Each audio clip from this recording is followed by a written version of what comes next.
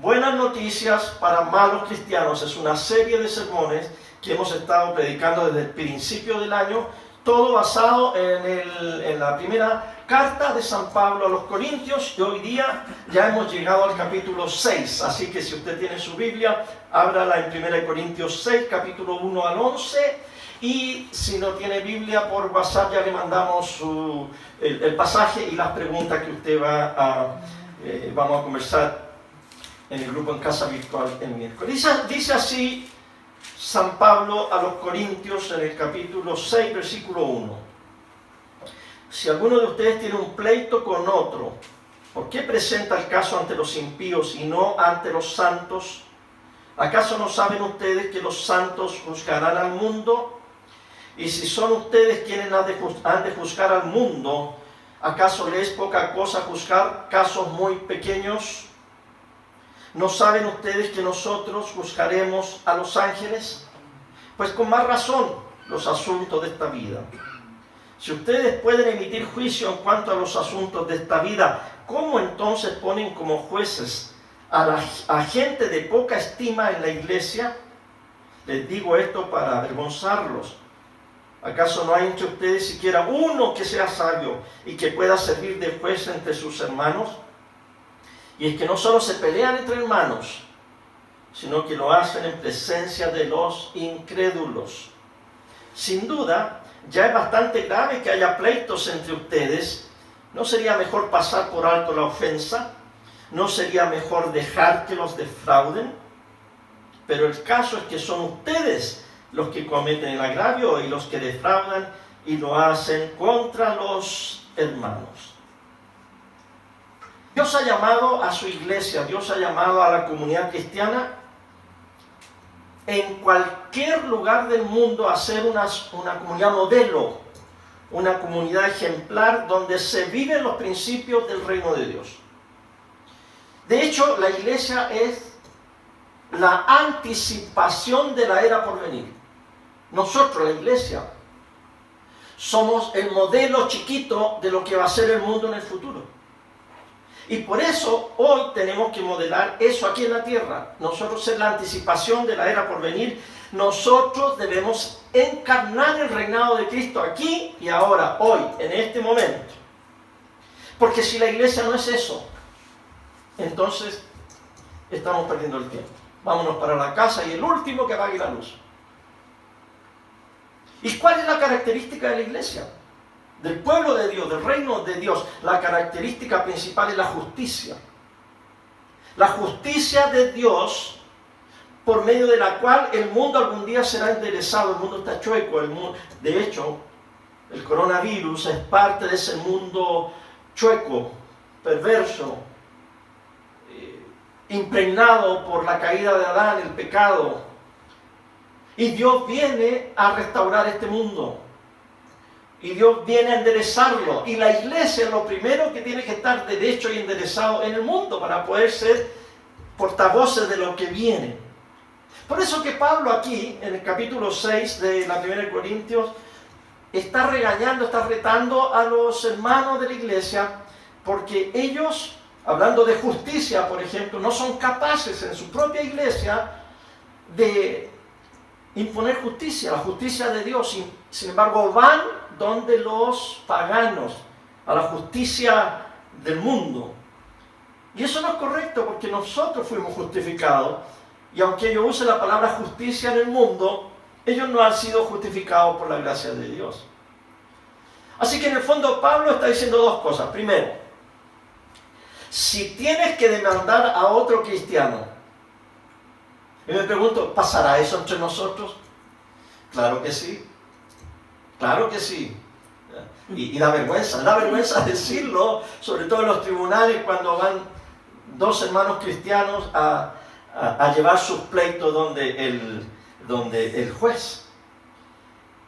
Aquí está diciendo Pablo que si tú tienes que demandar a otro hermano, que la iglesia lo haga. Que en la iglesia mejor haya alguien o algunos que puedan ejercer de jueces, que puedan juzgar ese litigio que tú tienes con tu hermano. Pero segundo, lo que Pablo dice aquí que sería mejor, ni siquiera litigar entre nosotros. Porque si nosotros los cristianos nos andamos peleando, ¿qué queda para el mundo? El mundo vería entonces que nosotros los cristianos no somos en nada diferente a ellos. ¿Dónde está la diferencia? Si es así, entonces ni siquiera cristianos deberíamos llamarnos. Ahora, este desafío que dice Pablo no es un desafío que él inventa. Esto, el mismo Señor Jesucristo puso esta alternativa. Por ejemplo, cuando el joven rico lo quiso seguir a él, el Señor, ¿qué le dijo? Vende todo lo que tienes y dáselo a los pobres y luego ven tú y sígueme. O sea que no es raro en el cristianismo que tú pierdas. Incluso que pierdas económicamente, que quedes en la ruina por causa de seguir al Señor. Pablo dice aquí en esta carta, es mejor ser defraudado, es mejor que te metan el dedo en la boca. Ah, pero nosotros, no, a nadie me mete el dedo en la boca. ¿Y dónde está el espíritu cristiano entonces? El cristiano tiene que abrir la boca y tiene que dejar que le metan el dedo en la boca. Es mejor, dice Pablo, que te defrauden, que te roben, déjate robar. ¿Con qué fin? Con el fin de que Jesucristo sea exaltado. Amén. Ese es el punto. Con el fin de que le muestres al mundo que hay otra manera de vivir. Hay otra forma también de responder a las injusticias. Fíjense que a mí me gusta mucho, y la he leído 2 veces, la novela Los Miserables. El principio de esa novela es, bueno, los que no leen mucho, vean la película. Cuando llega el Jean Valjean, el presidario y el único que lo aloja en su casa es el obispo Muriel, un obispo de la ciudad de Digne, donde él vive modestamente, vive solamente con lo que necesita, y él reparte el resto de lo que tiene a los pobres.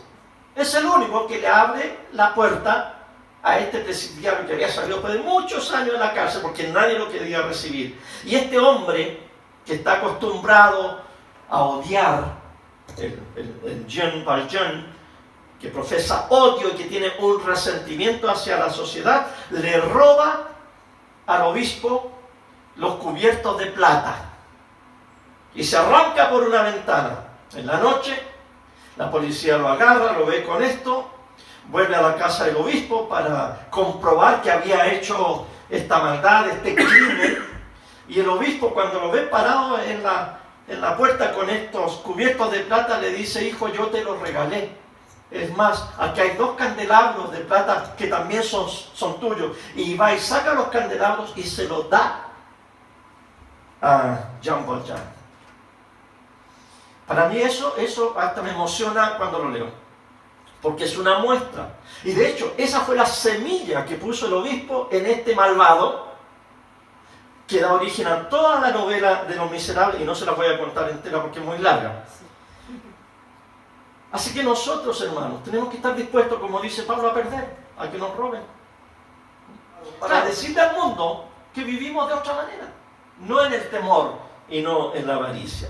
Ahora, eso no es excusa para que permitamos los crímenes. Hay que hacer una diferencia entre los crímenes y entre los pecados. Los pecados los vamos a tratar aquí en la iglesia.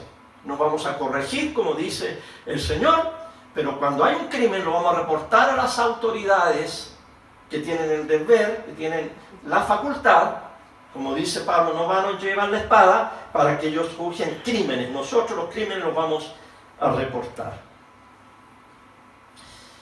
La pregunta es, ¿estamos actuando como iglesia de una manera que avergonzamos el Evangelio? A mí me da risa porque mi esposa cuando alguien dice, no me avergüenzo del Evangelio Santo, porque es poder y potencia. Y mi esposa dice, ok, tú no te avergüenzas, pero el Evangelio se avergonzará de ti. Cuidado, no avergoncemos el mensaje del Señor haciendo cosas malas e injustas con nuestras vidas. Así que ese pasaje, esa primera parte del pasaje, hermano, léalo bien, analícelo y practíquelo. Ahora vamos a la segunda parte. Ahora vamos a hablar del versículo 9 al 11, temas delicados, y vamos a hablar de la herencia del reino. Y de hecho el título del sermón dice así: herederos del reino o no? Porque es posible que la manera que nosotros pensamos que vamos a heredar el reino, pertenecer al reino de Dios, no es la manera que Dios tiene. ¿Acaso no saben que los injustos no heredarán el reino de Dios? No se equivoquen, ni los fornicarios, ni los idólatras, ni los adúlteros, ni los afeminados, ni los que se acuestan con hombres, ni los ladrones, ni los avaros, ni los borrachos, ni los mal hablados, ni los estafadores heredarán el reino de Dios. Y estos eran algunos de ustedes, pero ya han sido lavados, ya han sido santificados, ya han sido justificados en el nombre del Señor Jesús y por el Espíritu de nuestro Dios. Déjenme decirles que el reino de Dios exige cierto comportamiento. El reino de Dios exige cierto estilo de vida. Y el que no tiene ese comportamiento y ese estilo de vida, no tiene cabida en el reino de Dios. Es lo que está diciendo Pablo. Por ejemplo, cuando usted va a los juegos de Fantasilandia, o los que tienen plata y van a Disneylandia, usted no puede entrar a todas las atracciones. Afuera las atracciones tienen una medida, un estándar, ¿verdad? Y dice, si usted mide hasta aquí, puede entrar. Aunque usted se haga chiquito y trate de decir, no, usted no puede entrar porque usted es muy grande. Deje que los niños nada más hasta metros 50 entren. Así es el reino de Dios. No es capricho de Dios poner un estándar, poner una medida. No es una invención nuestra. No es que la iglesia está diciendo esto es para afuera y esto es para adentro. Muchos piensan que la moralidad que enseña la iglesia es así, es restrictiva. No. Lo que pasa es que el creador del universo, Él ya ha revelado cuál es su plan y cuál es su modelo, cuál es su patrón genuino para la humanidad. ¿Saben quién es? Jesús el Mesías. Jesucristo es el plan, el modelo, el ejemplo.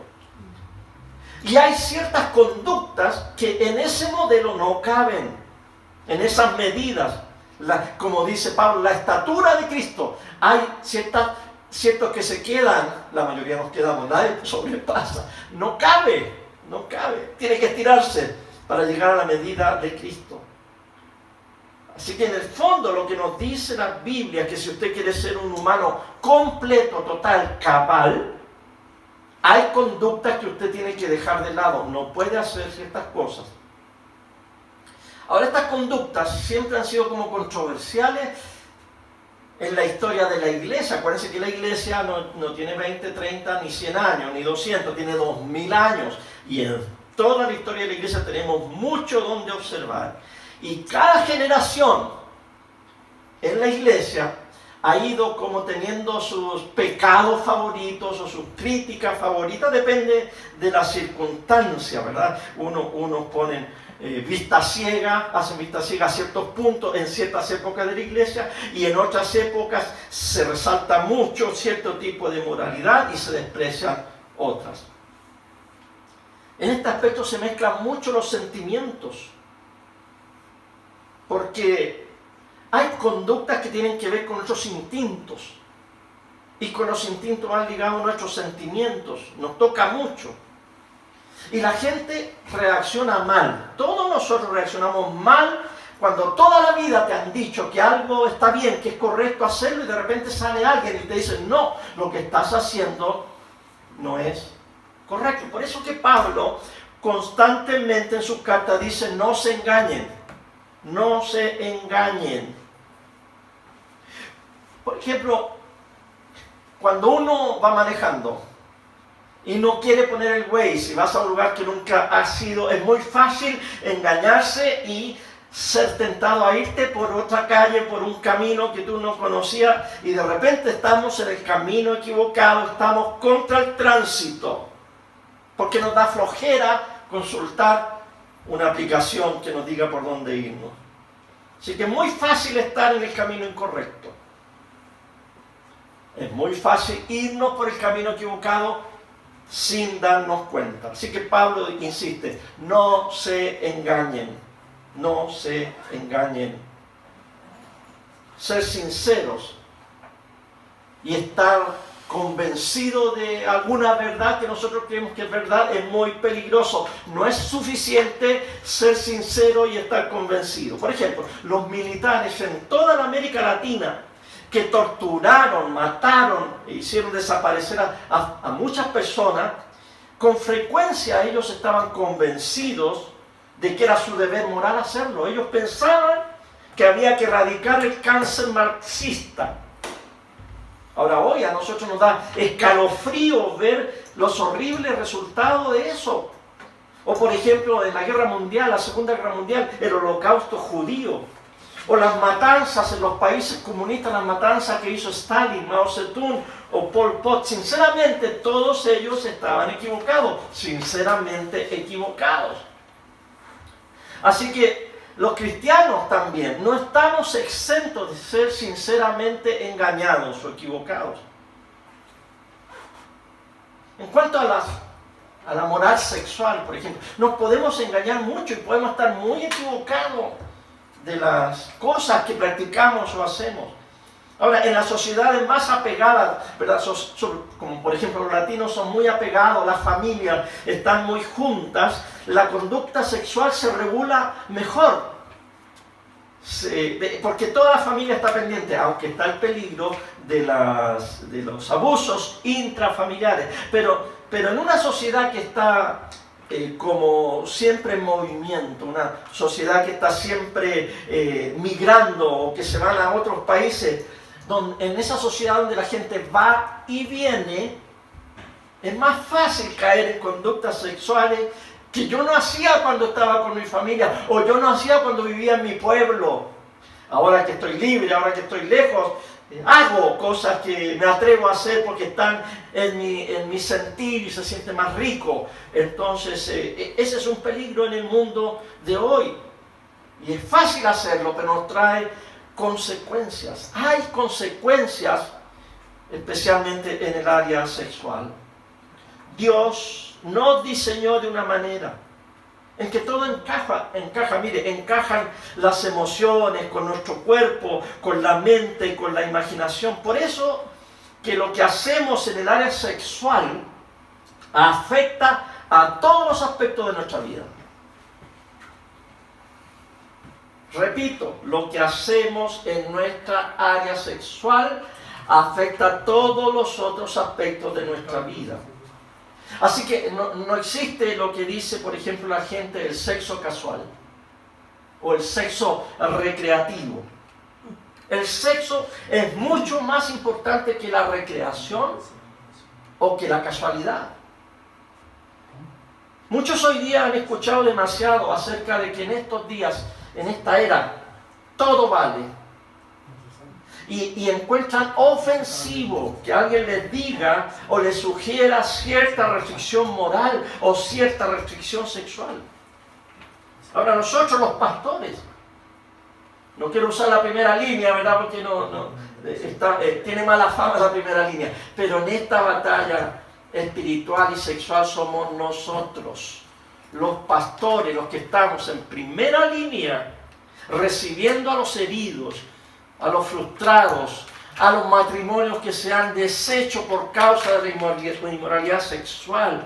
Los pastores somos los que tenemos que estar allí viendo los quiebres matrimoniales donde se ha desechado los votos que en algún momento se hicieron.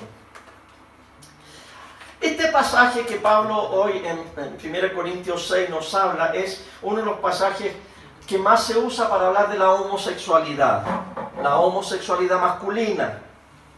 Y aquí Pablo usa dos palabras. Una se refiere a un homosexual masculino pasivo o sumiso. Y la otra palabra se refiere a un hombre activo o agresivo. Las dos definiciones que habla Pablo en el griego, aquí en este pasaje, las dos los ubica en una conducta inaceptable. Ahora, algunos tienen la especialidad de sacar nada más estas dos palabras de todo el contexto. Pero tanto es inaceptable, como dice ahí el afeminado o o el que tiene relaciones con un varón, como también el adúltero, el fornicario, el avaro. O sea, todo es parejo. No se está aquí diciendo, o la iglesia prefiriendo unos pecados para atacar más que a otros. En esta lista que está aquí, todas son prácticas que nosotros la gente tenemos deseo de experimentar. Ahora, algo novedoso en los últimos, yo diría que 100 años han dicho los psicólogos, algo novedoso es el uso de la palabra homosexual. No existía antes, hace un par de siglos atrás, ni tampoco la palabra gay. La palabra gay en inglés significa contento, alegre. Son designaciones nuevas, son designaciones novedosas que hablan de en el fondo promueven y dicen hay una identidad escondida en el ser humano que uno la puede redescubrir y la puede reconocer y puede vivir en base a esa nueva identidad que han descubierto.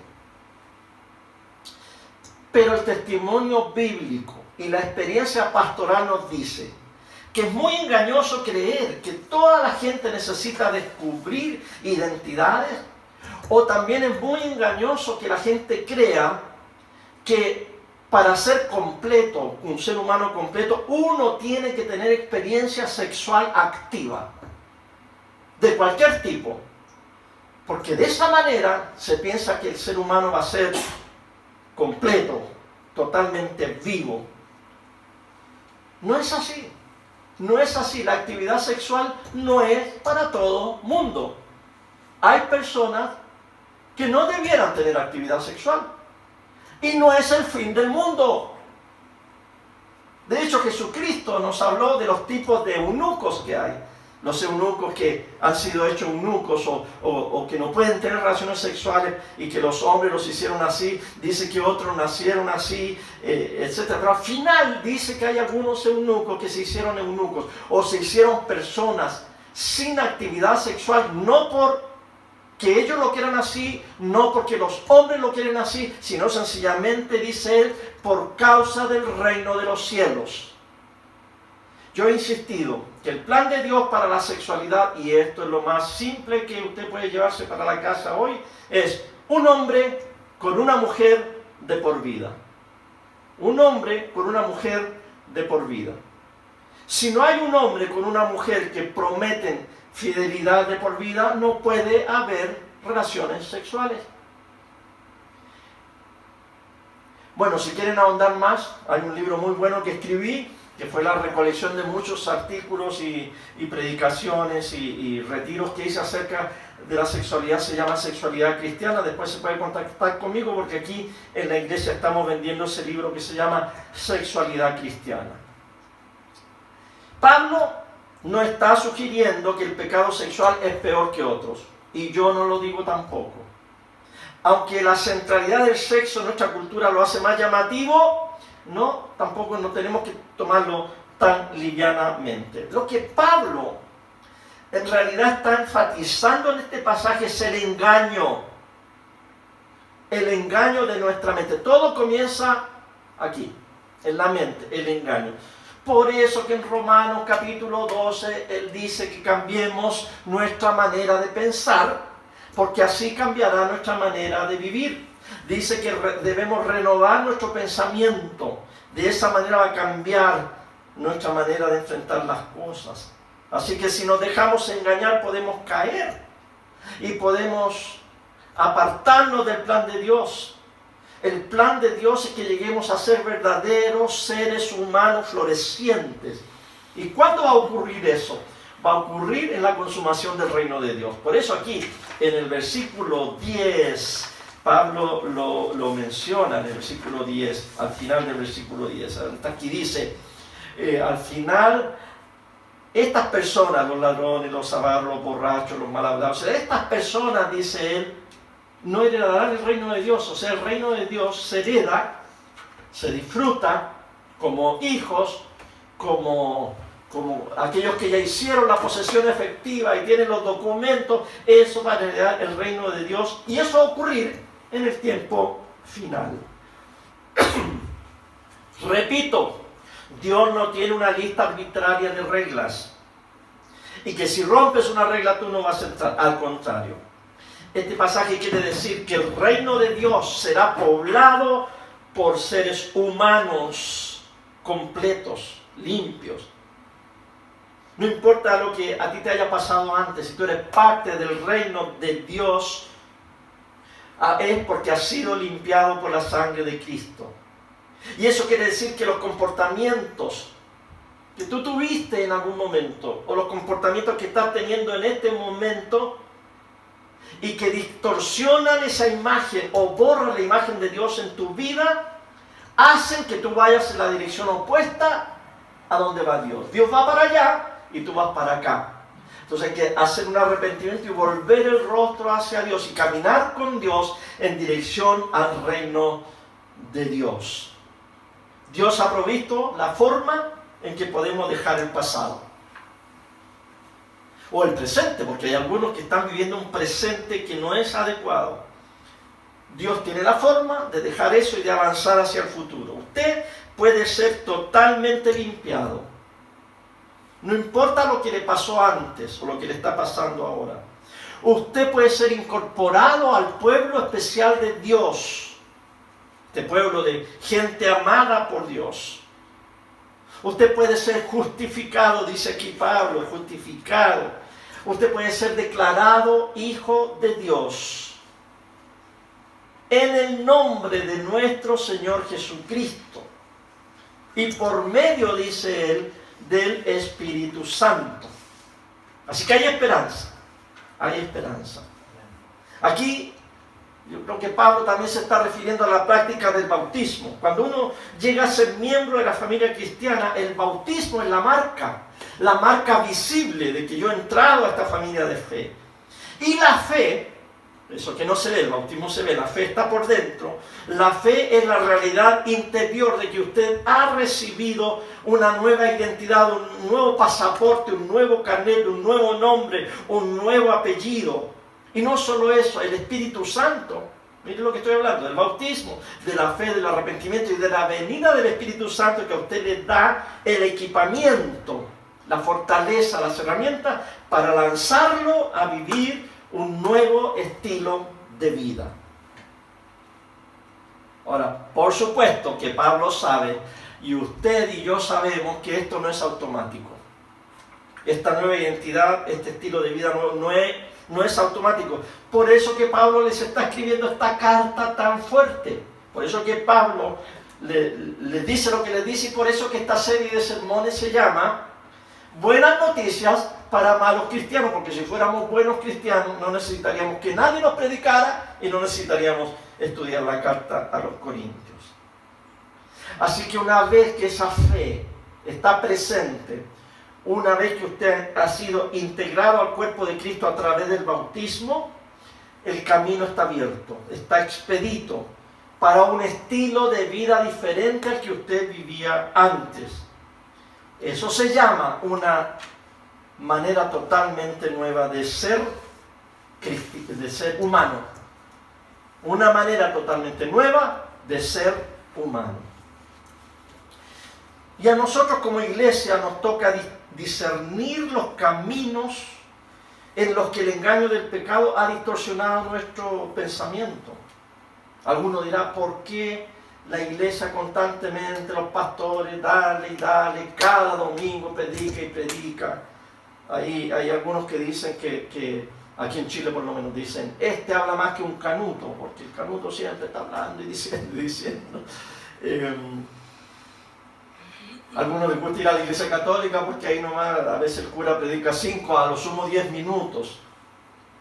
Pero el punto es este.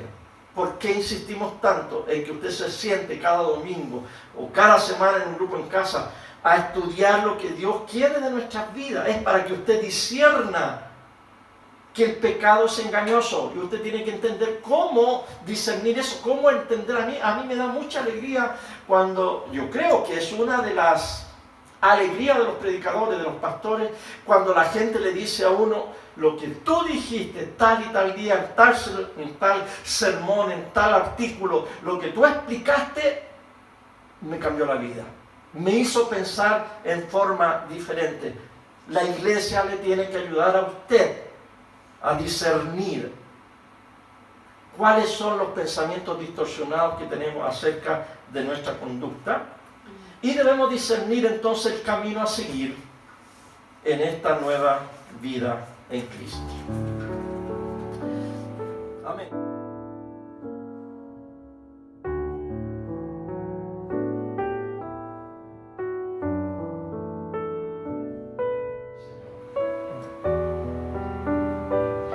Dios de misericordia, confesamos que hemos pecado contra ti por pensamiento, palabra y obra, en lo que hemos hecho y en lo que hemos dejado sin hacer.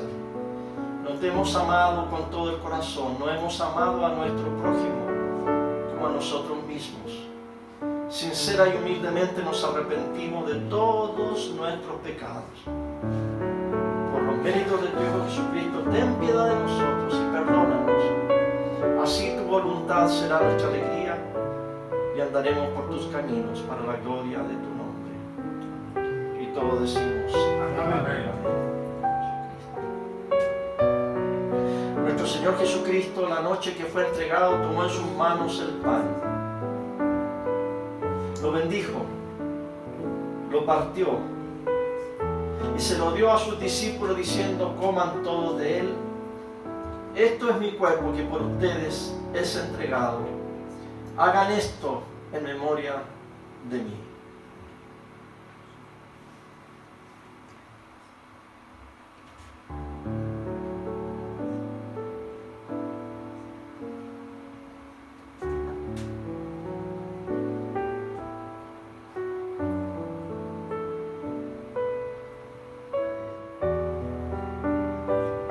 Asimismo, después de haber cenado, nuestro Señor tomó el cáliz, la copa, y después de haber dado gracias se la repartió a sus discípulos diciendo: beban todos de ella. Esta es la sangre del nuevo pacto que por ustedes se derrama. Hagan esto en memoria de mí.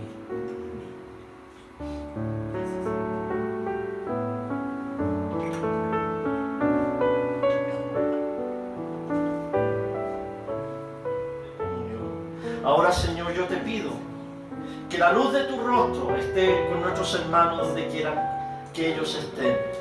Que tú hagas resplandecer tu rostro sobre ellos y pongas en ellos la paz. Y que la bendición de Dios Padre, Dios Hijo y Dios Espíritu Santo sea con ellos desde ahora y para siempre. Hermanos, vamos a servir al Señor. Amén. Amén. Serviremos al Señor con alegría. Aleluya. Amén.